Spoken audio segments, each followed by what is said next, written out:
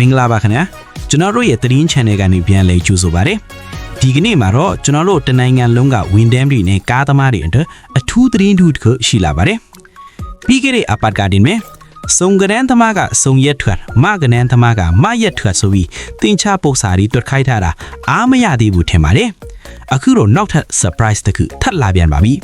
အဲ့လာကတော့လာမယ့်မတ်လ25ရက်နေ့ကစပြီးဗိုလ်တဟူးနေတိုင်းအိမ်မှာလဲနေပြီးအလုပ်လုပ်ကြပါဆိုတဲ့ work from home အမိန့်ပဲဖြစ်ပါတယ်အကြောင်းပြချက်ကတော့ရှင်းပါတယ်အရှိအလဲပိုင်းမှာရန်ဖြစ်နေကြလို့ကျွန်တော်တို့စီမှာစီးပြတ်မှာစိုးလို့ပါရတယ်ဗျာ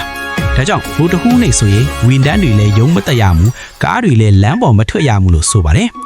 ဆိုတော့ကျွန်တော်တို့ခင်ဗျားတို့လည်းအခုဆိုရင်စုံမရက်ကိုလည်းတွက်ရဗိုလ်တဟူးနဲ့လည်းရှောင်ရနဲ့အလုတ်သွားဖို့ထက်ပြက်ကလေးကြီးဖို့ကပိုအရေးကြီးလာတဲ့သဘောပါပဲ